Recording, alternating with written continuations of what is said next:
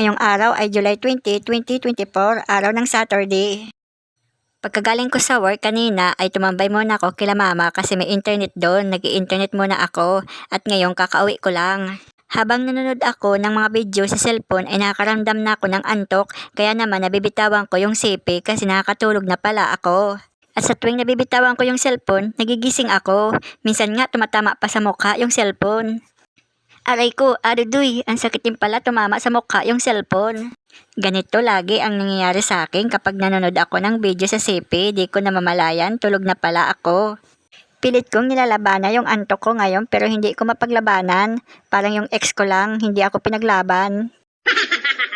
Dahil sa inaantok na ako, kaya naman nagpasya na lang akong matulog. Ang init ng panahon, wala pa naman akong electric fan, kaya naman nagtsatsaga ako magpaypay. Kung kailan nakahiga na ako, saka pa naman ako hindi nadalawin ng antok. Kung ano-ano na mga posisyon ang pinagkakagawa ko dito sa higaan pero wala pa rin, hindi pa rin ako dinadalo ng antok. Ewan ko ba kanina sobrang antok ko, ngayon hindi na ako inaantok, halos hindi na talaga ako makatulog. Inabutan na ako ng alas 12 ng gabi pero hindi pa rin ako dalawin ng antok, kaya naman naisipan kong bumangon sa higaan. Magtatanggal na lang ako ng balat ng pele dito banda sa may likod ng bahay. Pero kukunin ko muna itong itak bago ako lalabas ng bahay. Baka kasi merong panganib sa labas, at least meron akong proteksyon. Baka kasi may aswang, abay tatagain ko kapag lalapit sa akin. Huwag siyang loloko-loko sa akin. Nandito na ako sa may CR kasi nandito yung pele. Dito ko rin ilalagay yung itak sa tabi ko. Ito nga pala yung tatanggalan ko ng balat ng pele. Hindi ko alam kung anong tawag dito sa Tagalog. Basta sa Bicol, sa salita namin, ang tawag dito, naghihilsot ng pele. Sa ibang parte ng Bicol, parang ang bastos ng dating. Basta wag na kayong green-minded. Yung pili lang ang tinutukoy ko. Wala na akong ibang hinihilsot. Pili lang. Iba-iba rin kasi ang salita ng mga Bicol, kaya kahit kapwa Bicolano, hindi nagkakaintindihan. Alauna na ng madaling araw, madami pa rin akong piling tatanggalan ng balat. Ganito nga pala ang proseso ng pagtatanggal ng balat ng pele. Binababad muna siya sa tubig. Ibabad mo siya mula umaga, pagdating ng gabi, pwede na siyang tanggalan ng balat kasi malambot na yung balat. Yung ibang nagmamadali, nagpapakulo muna sila ng tubig, pagkatapos ilalagay dito sa pele para mabilis lumambot. Pero sa akin, hindi naman ako nagmamadali, kaya okay na ito kahit sa malamig na tubig. Ito nga pala yung mga naunang natanggalan ng balat, pinapatuyo siya dito, nilalatag lang sa may semento. Bigla ako nagutom, kaya naisipan ko muna huminto saglit at kumain muna ng pele.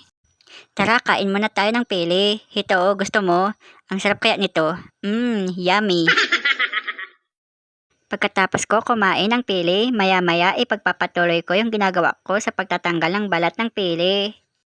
Alas 10:30 na ng madaling araw pero kalahati pa lang yung nagawa ko. Dito ko nga pala nilalagay yung mga matigas pang balat para ibabad ulit. Karamihan kulay green pa yung mga matigas kasi pag kulay black, mabilis lang siya lumambot. Ito naman yung mga tinanggal na balat ng pele, itatapon ko na ito. Ito naman yung nabalatan na pele, huhugasan ko na ito mamaya at patutuyuin. Itatapon ko nga pala yung pinagbalatan ng pele. Kaso napansin ko mali pala yung natapon ko kasi pili pala yung nadala ko, kaya naman pinulot ko ulit ito. Ito na yung pinagbalatan ng pele, itatapon ko na ito dito. Ito naman yung nabalatan na pele, dito ko siya huhugasan sa lababo. Alas 4 na ng madaling araw pero hindi pa rin ako tapos. Puno na kasi yung balde kaya kailangan ko na hugasan yung pele. Pagkatapos nito babalikan ko pa yung tira. Nagwawalis ako kasi dito ko ilalagay yung mga hinugasan na pele para patuyuin. Kinuha ko yung hinugasang pele at ibinuhos ko na dito para patuyuin ko na yung hinugasan ko na pele. Heto, tapos ko na binuhos yung mga hinugasan na pele. Pinalikan ko nga pala itong natitira pang pele para maubos na ito mabalatan. Ito ang ginawa ko sa buong magdamag ang magtanggal ng balat ng pele. Alas 4:30 na nga pala ng umaga, wala na tong tulugan. Mag-isa lang nga pala ako natutulog dito sa bahay at ngayon magdamag ako nasa likod ng bahay para tapusin ko itong ginagawa ko sa pele. Sa wakas, natapos ko na rin ang pagtatanggal ng balat ng pele. Ngayon, heto, tinatapon ko na yung pinagbalatan ng pele. Itatapon ko na rin itong tubig na pinagbabada ng pele. Yung mga matigas pang balat ng pele, binabad ko ulit at heto, nilabas ko sa CR. Dahil tapos na ako sa ginagawa ko dito sa pele, kaya heto, naglilinis na lang ako ng CR. Kinuha ko itong pinagbabada ng pele para ito naman ang aking lilinisin. Kapag tapos na sa mga gawain, kailangan talagang linisan para maganda tignan. Pagkatapos ko maglinis sa banyo, ngayon pumasok na ako dito sa loob ng bahay. Dito ko nga pala hinugasan yung mga piling na balatan na sa may lababo. Tapos na ako hugasan ng pili. Ngayon ibubuhos ko na dito kasama yung mga nahugasan ko kanina para matuyo na ito dito. Ang oras nga pala ay alas 5:15 na ng umaga. Ngayon pa lang ako nakaramdam ng antok. Oras na para matulog. Nakaramdam ako ng sobrang pagod. Kaya heto, bagsak kaagad ang katawan ko. Nakatulog kaagad ako.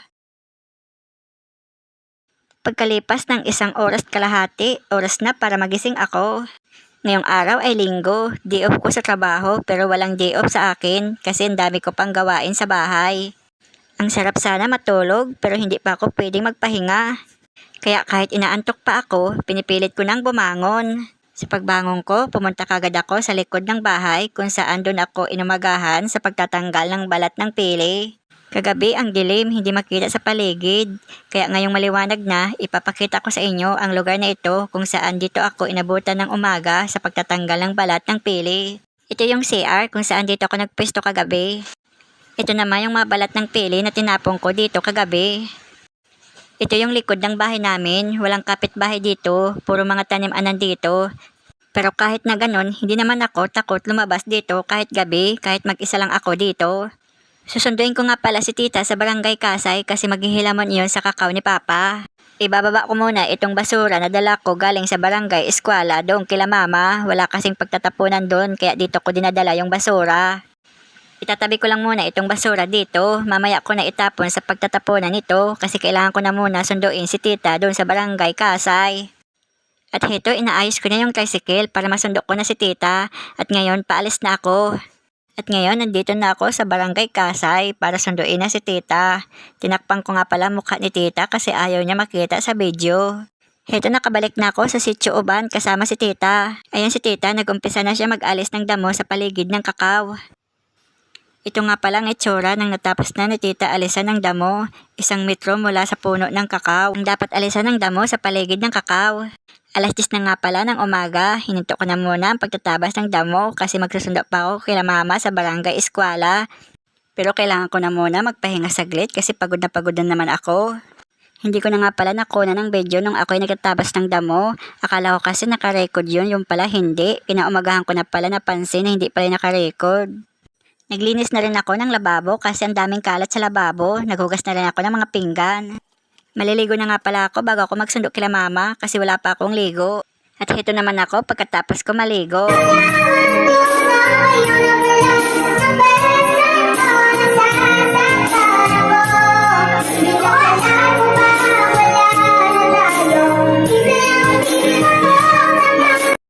Pagkatapos ko maligo, nag-toothbrush muna ako. Heto, magmamaneho na naman ako ng tricycle papunta sa barangay eskwela kasi susunduin ko nga doon si mama. Heto, tapos ko na si mama masundo sa barangay eskwela at ngayon nakabalik na kami dito. Pinuntahan ko na rin si tita doon sa kakawan para yayain ko na kumain ng tanghalian at heto, nakabalik na kami sa bahay. Tapos na rin nga pala ako kumain ng tanghalian. Heto, nagbabanlaw na ako ng damit.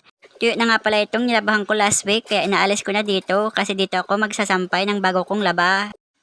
Nagsasampay na nga pala ako ng bago kong nilabahang damit. Pagkatapos ko magsampay, ngayon mag-aayos naman ako ng bakod kaya dala ko plies, alambre, saka pang bakod. Natapos na nga pala ako mag-ayos ng bakod at ito na itsura niya. Natapos ko mag-ayos ng bakod, ito nagtatanggal ako ng damo sa harap ng bahay namin kasi ang tataasan ng damo.